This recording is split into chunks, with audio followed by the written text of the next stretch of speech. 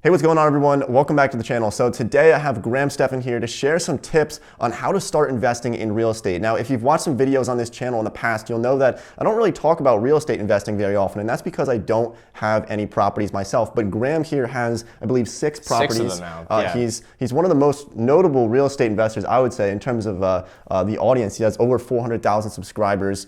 And I was just watching your new Netflix show that you have. Oh yeah, Selling Sunset on Netflix now.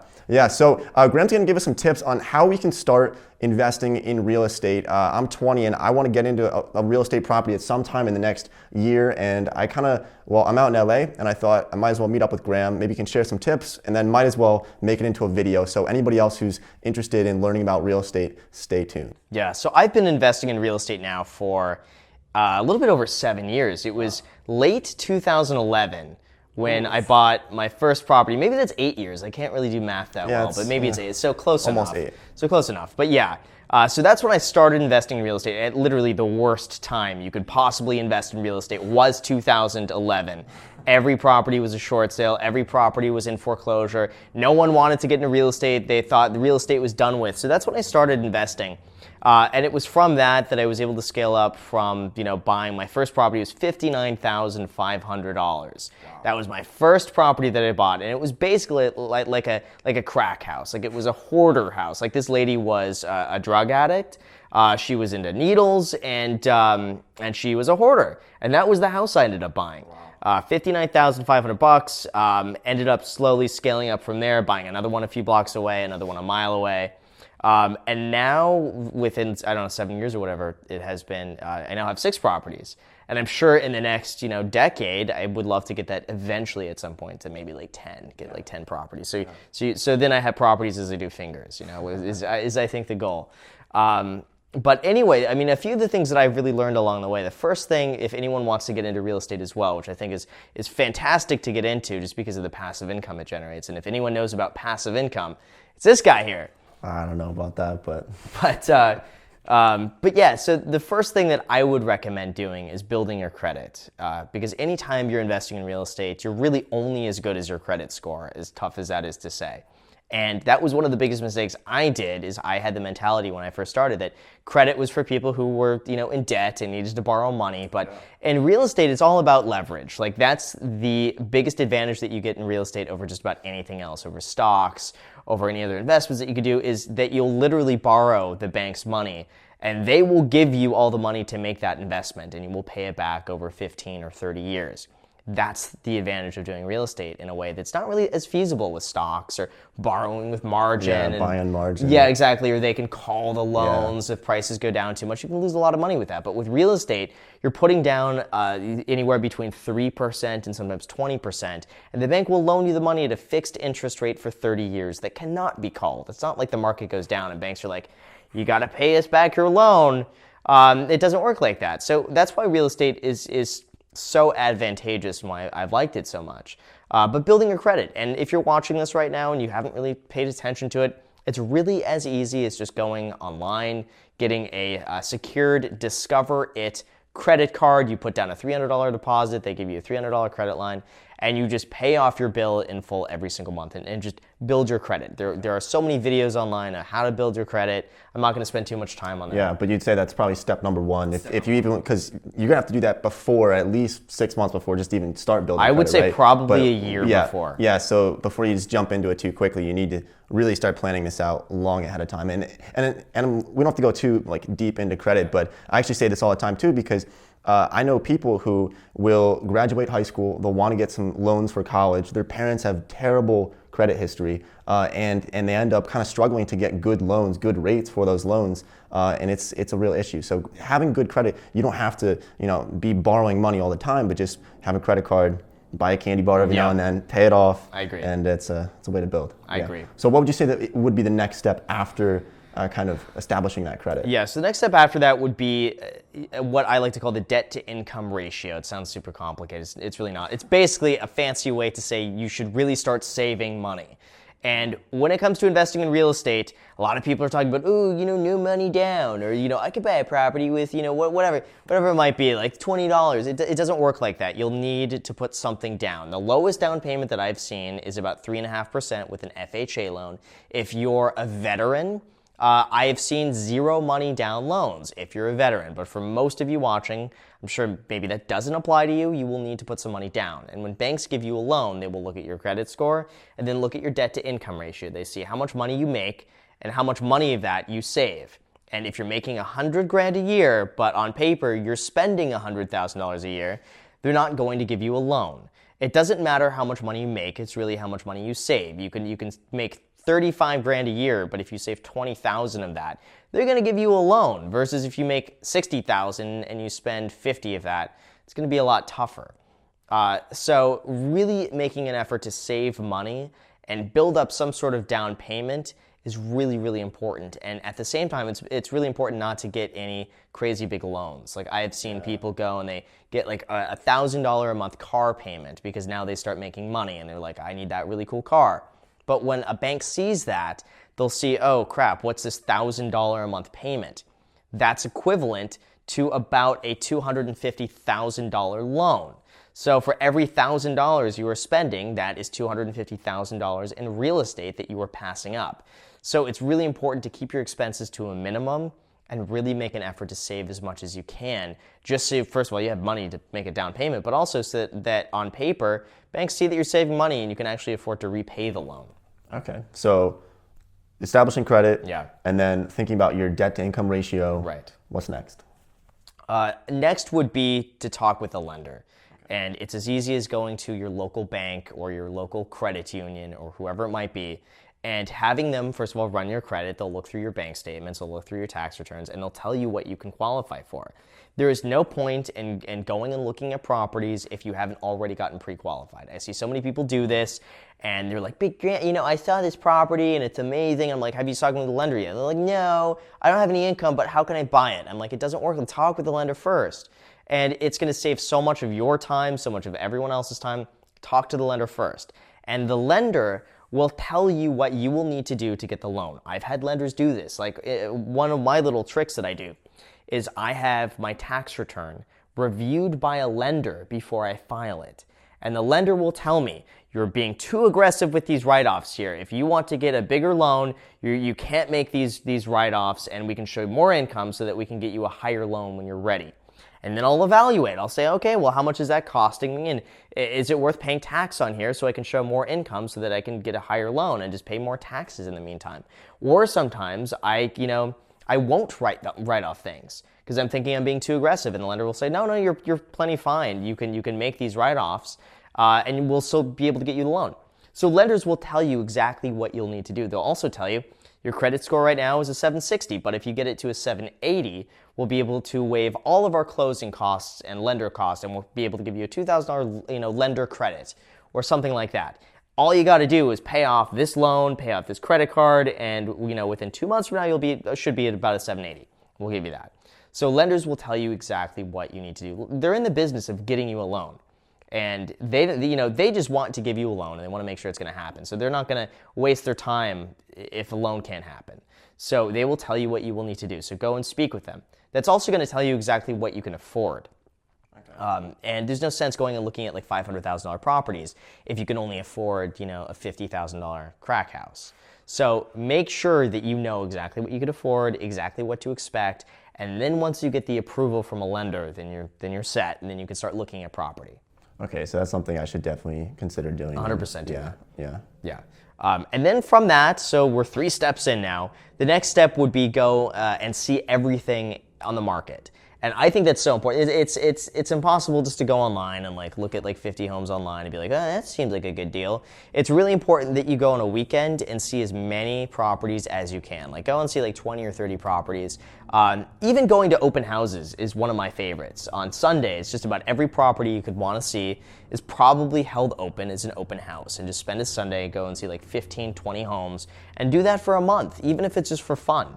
And just go and spend a Sunday going and checking out cool homes. The more you see, the better, because you're able to recognize the deals when something does come up. It's impossible to go and see a property and then have any sort of reference point to whether or not that is actually a good deal and that makes sense. And I see it happening all the time too, because I work as a real estate agent. So I'll have buyers that go and see the perfect property, and you never want to show the buyer the perfect property first, because they'll see that property, it'll be perfect, and then they think, well, I don't know what else is on the market, so I don't know if this is really that good of a deal. And then by the time they see everything else, they come back to it and they're like, is it still available? No, it's not. Oh, damn, we missed it. That was the perfect place. So get that out of the way early on.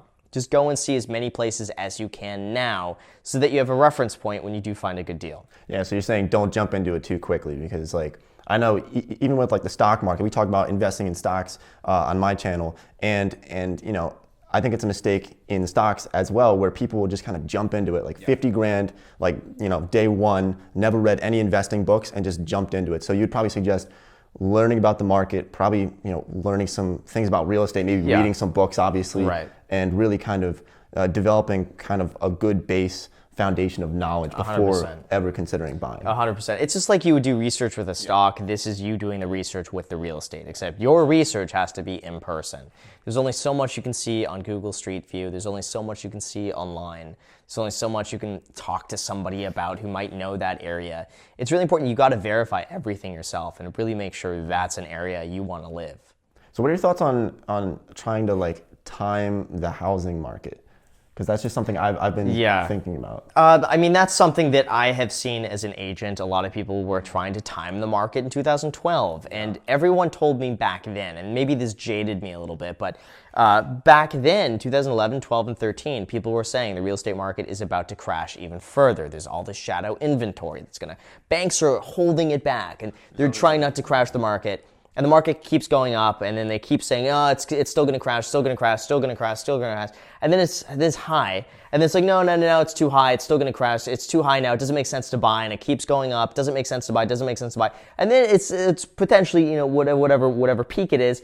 Now I'm going to wait for it to crash, and then I'll buy back in. And then it crashes, and usually those people say the same thing. Yeah, because like a decade can go by before you even buy a property, because you're just waiting for the perfect But time. potentially, what if the market goes up 200 grand and then it crashes, you know, 100 grand? You know, if you had just bought before it went up 200 grand, you would have been just fine. My thing is that it doesn't really matter long term if you time the market perfectly or not. You could have bought at the height of like the dot-com bubble in real estate. 2001, I believe, 2000, whenever that was. Real estate prices were really high, and like look at San Francisco. In the early 2000s, real estate was really high when the whole tech scene was blowing up. Even if you had bought at the peak then, and then it crashes, oh no, it's down 30%. Look at it now. I mean, just look at it just 20 years later, and those prices have 5x'd since then. So I think long term, it doesn't matter. I think it's more important right now that you go and find a deal. Because what I always say is that you can find a great deal in a really high market, just like you can overpay for a property in a really bad market. It's like finding an undervalued stock. That's what real estate is like. It's not like real estate goes up and down and up and down. Like all these houses go up in value and down in value. It's every little house is its own little stock. So one house might go up in value, and then one house might go down, and maybe zoning changes, and then that property goes up, and then so there's so many little variables with this. So it's more important you find a good deal and jump on that deal, regardless of whether or not you think the market is at a peak or not, and then make sure that deal cash flows and make sure you can afford it, so that if the market does go down, which at some point it will, that you're not caught in a position with your pants down where you're just like, I can't make the payment anymore. I bought at the peak. Don't do that. If it cash flows, if you can afford it, the market goes down, you'll just ride it out and you'll be fine long term. Okay. And then what do you think about, so I know Grant Cardone, I think his first property he ever bought was a single family home. It was. And he says he'll never buy a single family home again, right? So what are your thoughts on a single family home versus maybe like a duplex or multiple unit apartments? First house I bought was a single family home. That was the best property I've ever bought. So I think it's possible to buy a single family home and just have a bad experience with it. Yeah. Just like it is, I've seen another buddy of mine who bought, I think it was 8 units. 8 units was his first property purchase. That was a nightmare for him because it was a nightmare to manage all of these 8 units, especially for someone on their first time around. My biggest recommendation is, first of all, go for something that cash flows. I don't think it matters if it's a single family or if it's 100 units. I've seen houses cash flow better than 10 units. I've seen 10 units cash flow better than houses. It just depends on the individual deal. If it were me, what I would personally do that I recommend to everyone always, and I think it's so underutilized, is your first place that you buy, the first place you should look at, it should be a place for you to live in, but should also be a duplex, triplex, or fourplex. 100%. It's what's called house hacking, where you live in one of the units, you rent out the other units, and those other units will pay for all of your living expenses. So hopefully you can live there pretty much rent-free, and that's something that I do. I right now live in a duplex, and the other tenant pays pretty much all of my expenses, and with tax write-offs and equity that I get from paying down the loan, it's a free place for me to live, and I get to live in Los Angeles for free. And that's something that I think is so important for so many people who just, you need a place to live. Like either you're paying rent or you're going to pay a mortgage. So you may as well split the mortgage with another tenant who's paying it down, and you're getting income and you're getting experience. And if you ever move out, you can now rent that place out that you were living in, and then that's a property, and then move on to the next one. It's a win-win. So I see zero downside in buying a duplex, triplex, or fourplex. And the benefit of keeping it under 4 units is that it's classified as a conventional loan. So banks will lend you money as if you're buying a primary residence, even though you're buying like 2 or 3 other units in addition to what you're living in yourself, which is a huge advantage. Once you go above 5 units, then it's what's called a commercial loan. And it just becomes incredibly harder to qualify for that. There are tremendously worse rates, and you have to put way more money down. With a duplex, triplex, or fourplex, you could potentially put down as little as 3.5%. So do you actually like manage your properties on your own, or do you have somebody manage them for you? That's a good question. So I have one property manager who manages one of my properties. The other 5 I manage myself. The reason I did that was because one of my properties became vacant, and I didn't want to have to deal with, because the rent on that property I think is like $1,400 a month for that. It just wasn't worth my time to be like sitting there showing the property or doing all the little repairs, and when I can spend that time honestly just making a YouTube video that would pay me way more than that. So I figured that one property I'm going to get a property manager for and just have him manage it. Right now, that's been a great decision. I think I am almost 6 months into doing that, and I love it. So now every property that becomes vacant, property manager it. The property becomes vacant, property manager it. My experience has been in the very beginning, I did it all myself. And still that's now. probably important too, yeah. Still now, I do, that's only one unit that I have a property manager on, but I have 9 others that I manage myself. And it's super easy because I've had long-term tenants. And my key to keeping these tenants, because I don't do anything. It's basically, I might get an odd text every other month, every 3 months, or something like this for a little minor thing, and I'll just call a plumber. It maybe takes under 15 minutes, total to manage. My key to doing this is really just keep happy tenants. I don't raise rent unless the only reason I would raise rent is if I'm way under market value, is if a tenant moves out and it's re-rented, I will re-rent it at the market rate, or if it's a rent-controlled tenant where I have to raise the rent, the 3% every single year, otherwise I miss out on a year. So that incentivizes landlords to raise the rent. You have to. But beyond those, with everything that's not rent controlled, I never raise the rent. My thing is I would rather have a happy tenant who's lived there for 7 years, 0 complaints, who loves living there, who isn't going to move out, than me trying to get an extra $100, $150 a month. It's just not worth it. And a lot of my tenants have been with me since 2011, 2012. I've had the same tenants who have loved living there. Every year they ask to renew the lease, and I renew the lease. I've never once raised the rent, even though property taxes are going up every year. Insurance is going up every year. I'm making less and less money. But I have these tenants that are staying there a long time, that are super happy with it, that don't break anything, that I trust, that pay on time, and it's the peace of mind for that is totally worth it. And for me, I don't have to manage a thing. That sounds nice. Yeah. So actually, when I was flying out here on the plane, you're familiar with the book Rich Dad Poor Dad, I'm sure, right? Yeah. And so the woman who was sitting next to me noticed I was reading the book and said, I read that book when it first came out 20 years ago. I now have 84 properties. and it's all because of that book. And Weird flex, but okay. I know, but it was so. No, so I'm kidding. That's awesome. I'm sure you would recommend that book to everyone watching this video as well. It's kind of a good way not only to just kind of get the mindset of finances, but also to think about investing in real estate and kind of setting up that cash flow coming in. That was a great book. I read that book too. I think it was 9th grade in high school. We all read that book. Probably when I did it. That just got like my wheels thinking. Like in my head, I'm like, oh wow, like buy assets, not liabilities. Like that's basically the book in general. It's a cash flow quadrant. That's all it really is. But it's an inspirational book that really gets you thinking. The book for me that really kind of set everything in motion for rental properties was a book called Buy It, Rent It, Profit. That is basically exactly what I'm saying is you buy a house, you fix it up, you rent it out, you'll refinance it, pull the money out, go and buy another one, and just keep repeating this process until you have a whole bunch of properties. Yeah. So Buy It, Rent It, Profit is another really, really, really good book. And then anything with Brandon Turner and Bigger Pockets, huge source of information. Any Bigger Pockets podcast. I was going to say I like the podcast. Yeah, and also there are so many local meetups that you can go to. Like I've been to some of these in Canada. Where Bigger Pockets is really prevalent, up there. But I've gone to some of these real estate meetups, and it's like these are dudes that have, like 50, 60 homes that will go to a real estate meetup. Like, and you could show up as like some 15-year-old kid not knowing anything and talk to a dude who owns dozens of properties who's just there to talk about it and help you out. That sounds like a great way to get into it. Yeah. Like to get into it. Yeah. Oh, totally. And a lot of these dudes with real estate, a lot of them, I hate to say it, but a lot of them are bored. Because they have all of this income coming in, they don't have to work. They don't got much to do. So like for them, it's fun to get out and socialize and like actually do something. And a lot of these guys will hang out with one another because they all have free time, which is great.